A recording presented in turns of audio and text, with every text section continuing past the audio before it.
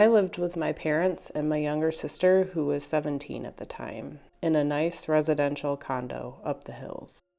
One day, after work, while I was arriving at my house, there was a strong windstorm going on.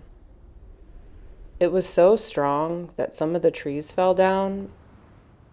There were so many pine needles piled up in front of my house that I had to be careful not to trip. At the other side of the street, there is an empty lot with nothing built in it, and a wall that divides it, my residential from another that is next to it. While I was looking at all of the pine needles piled up, I realized that although I got neighbors at both sides of my house, the leaves and needles were only piled up in front of my house.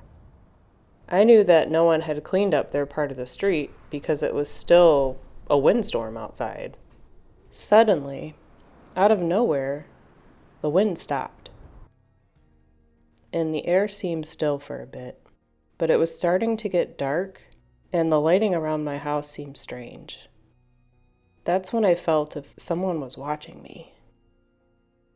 I started to feel sick and dizzy, and started seeing fireworks around my vision, that type you see when you're going to pass out. I've overcome some hardships in my life and was relatively strong-willed, so I held myself against my car and stumbled to the door, almost passing out. Once inside my house, I laid on the floor trying to recompose myself. As I have had high blood pressure since I was 16, I didn't think about this much. After several minutes of staring at my door from the inside, I got up, locked the door, and went on with the night. Hours later, I was playing League of Legends with my sister, as I'm addicted to it, when I noticed some movement in the empty terrain in front of my house. It is just full of trees, but in the dark you can't see very far.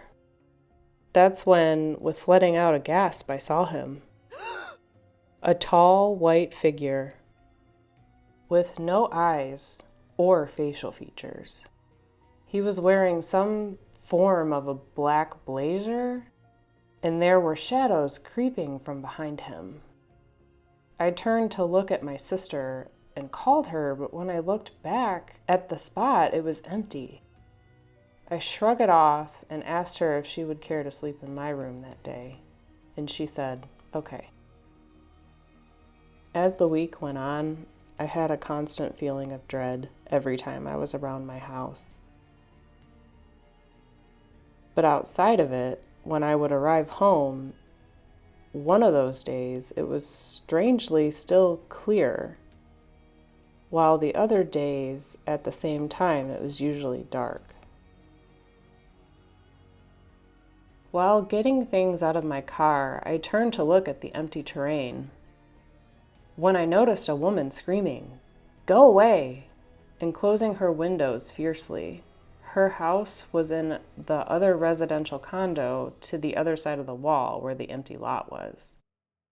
I was startled for a moment and then went straight into my house. I never said anything about it to anyone, but the next day my sister came to me worried, saying she had a nightmare where I was going crazy because I could see Slenderman. That gave me chills up my spine, and I felt dizzy again. I started explaining the last day's events to her, and she laughed and said that there is no such thing as Slenderman, and that I must be forgetting to take my blood pressure medicine, which I sometimes forget to take. But I knew that wasn't the case.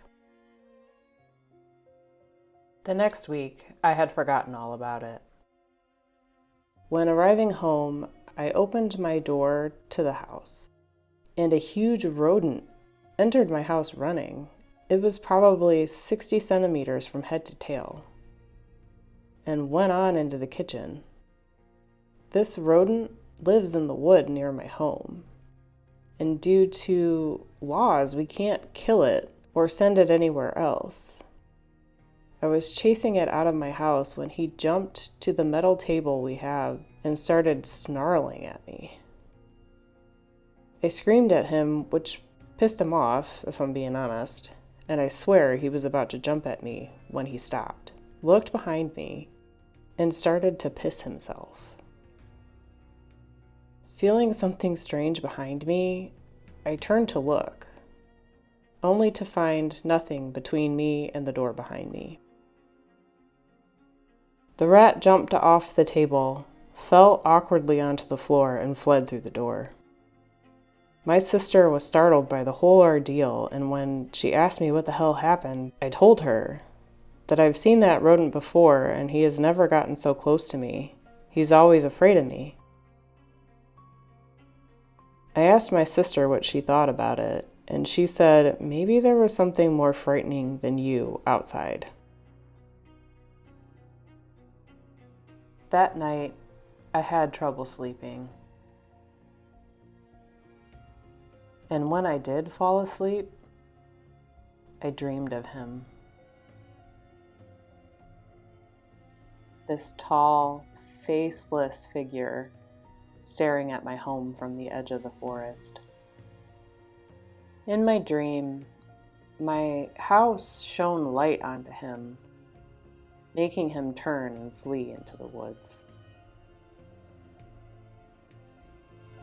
Since that dream, I've never felt his presence again, but sometimes I wonder what made him go away and what made him come to my house in the first place.